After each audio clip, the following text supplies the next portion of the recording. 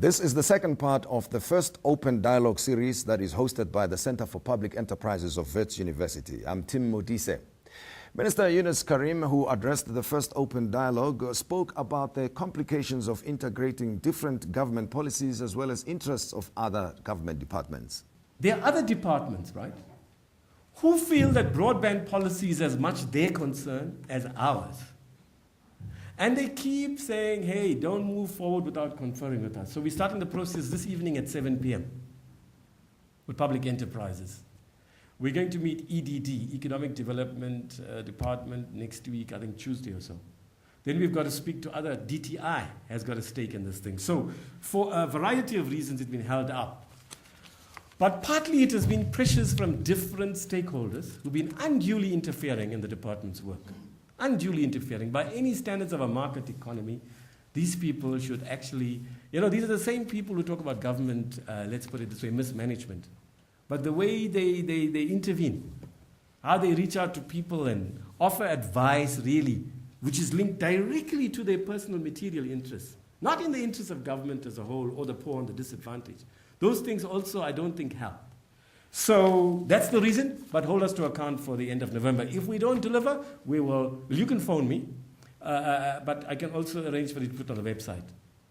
Well, that's what we do. Okay, we commit ourselves, Tim, to put it on the website if we do not take this thing through cabinet.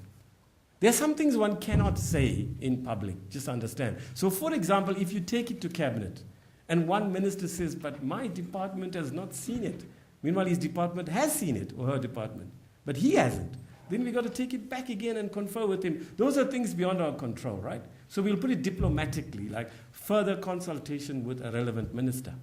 Alan Nott Craig of Cell C was also at this open dialogue and asked a few questions. He also made his strong views about the regulator known. Why is it, Tim, that we can have in the banking sector, a regulator who's considered number one in the world, and the telco industry, I don't think we rate it. The government has, through the Treasury and through the Finance Department, as much influence in the banking regulator as Minister you should have, in my view, and the government, in our regulator. Why do they exist? Just for fun? They're supposed to do something. They're supposed to do some work. If we don't get more output out of them, they will destroy us. And what's the experience been so far? Destruction. Look, think about it. I mean, when has the last good piece of regulatory work come out in the telecommunications space? Probably somewhere around in the 90s. We went from 4 million telephones in this country to 40 million plus telephones. In 1999, the highest broadband speed you could ever get was 1200 bits per second. Actually, these days, if you're lucky, you might get half a meg, and we cry about that. But it's a hell of a lot faster than it used to be. In 2002, we used to pay R8.40 a meg. Today, you can pay down to 2-3 cents a meg. That's some progress. None of it done by the regulator in this decade yet. In this decade, in my view, in telecommunications, we haven't seen effective regulation. Irene Chanley of Shine Telecoms also waded in. I think the first issue is that government sets the policy because they have to deliver to society in the best possible way. First of all to the mass market, but also as a country and the role the country plays within the continent. And I think what they have to deliver then and where they want to go to clearly need to be reflected very clearly in the policy. Because the problem is, if the policy is not clearly reflected through directives of what needs to be done, the one who will have to implement that, which is the regulator, will then have the latitude to decide what they need to do, and it leaves them open for interpretation. And I think as a country, we also have to learn what happens in other countries. In fact, other countries on the continent is actually ahead of South Africa, in the sense that the policy is very clear of what the government wants to deliver for its people. There's no ambiguity. The regulator must then implement that. I think what's happened literally, and I think Alan would agree, and I think people in the sector, is that many times, because the policy is not clear, there's ambiguity in the policy, it is not easy for the regulator to implement. So first of all, it then allows them to interpret what is required. And then, because of the lack of skill, and I think there's capacity issues. There's some very good people in the regulator, then there are other capacity issues.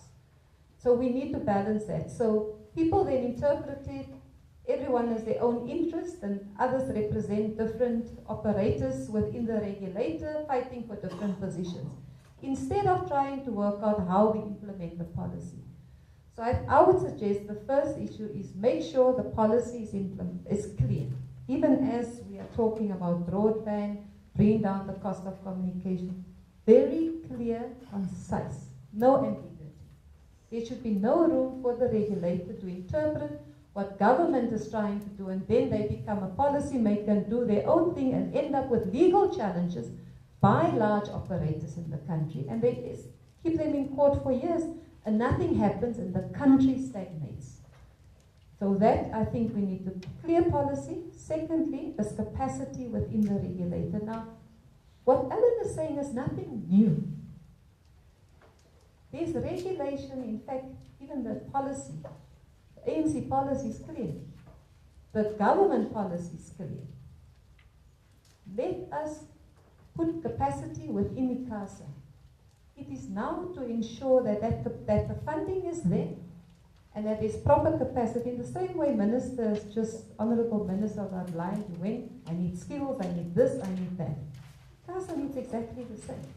So you need an expert, the best experts in broadcast, the best technical experts in DTT, the best technical, so that within the regulator, people can implement the issues. They're not able to do that. They have funding issues, they have capacity, they don't have the requisite skills. So I think in that sense, one needs to look at how that can be done. To be honest, I think the big issue, Minister, that you also have to be aware is because of the lack of skills within the regulator and the capacity, they make so many mistakes that it leaves them open to legal challenge, and they're actually scared to make decisions and implement things because the people with the money will take them to court and keep them there. Okay. So that's just the one point. I have other points to make, but I'll do it later on. Thanks. Yeah, nothing particularly, except to say we note what you're saying. That yes, that's what ICASA would say. The problem is with us, the ministry and department. We do not give them clear policy directives. For the rest, who can disagree, Eileen? You're right. Wits academics and students were also part of the deliberations, and one of them had strong feelings about communications. How do you feel as a South African when you hear that South Africa is losing its competitive edge to other African countries? Are you feeling sad? What does it feel? And I want you to share that with us. How do you feel? How do I feel? Well, firstly, if other countries are doing well, that's great. If Nigeria and Kenya are bringing down the costs of telephony, are having broadband, great. Why should we feel aggrieved about that? It's good for them. It's good for the poor and disadvantaged in that country and for people generally. So it's great. It's great that that's happening. They're moving fast. We should do better because of the imperative in this country to do better. Because of our commitment to all the people, but particularly the poor and disadvantaged. Because of our commitment to economic growth, development, and job creation. Because of our commitment to reduction of inequalities. That's the imperative that should drive us, really. And if we're not fulfilling our potential, then it's very good that other countries are doing well. It's good for them. So I'm not sure whether the issue of competition is the main thing. Although I understand that in order to compete for investment globally, we have to be a market for opportunities where the rate of return on investment is higher and so on. So we're losing out. We're losing our edge. So it's not so much feeling. Actually, I feel good about it, but strategically, it's not good for our country, right? Talking about feelings, since it's a collective therapy now, well, I could pour my heart out to you, but I've gone in the public domain to say, look, you know what? I'm a local government guy, okay? I was a civic activist in the 80s. I was secretary of the civics in Pietermaritzburg, as it was called in Msunduzi now. And hey, that's my area, okay? Okay, so I got this deployment. For how long, as I keep saying, I don't know, Tim, I haven't checked my cell phone, you know these things. The ICT sector, as I said earlier, moves fast, Alan. So does the appointment of ministers and reappointment and so on. So what I'm saying to you guys, I mean to you people, look, I must tell you this though. You know, I sort of like accepted the point because you know you don't have a choice. It's an honor and a privilege to serve. But you know, and yes, I'm a journalist for what that's earth, a freelance journalist. I never wrote anything full time. I wrote lots of articles, yes. But you know, I studied journalism in the 70s. That's like 5,000 years ago in the ICT world, right? And my main work is not with the media so much as with broadband and the issues I've raised. But I must say to you now, it's week 7. I'm extremely stimulated, I must tell you, by the sector. Thabo, I know you're going to see it as a betrayal. Thabo and I are both from the local government, a sellout, you know. But really, I'm extremely intellectually and politically stimulated. My horizons have widened considerably. I had no idea, actually. Yes, I know about the ICT sector, but I had no idea of its potential to transform this country and to advance the goals of the majority party. It's NDR, as we call it. It's a fascinating area, actually. The other thing that strikes me is I'm very inspired. I must tell you, Tim.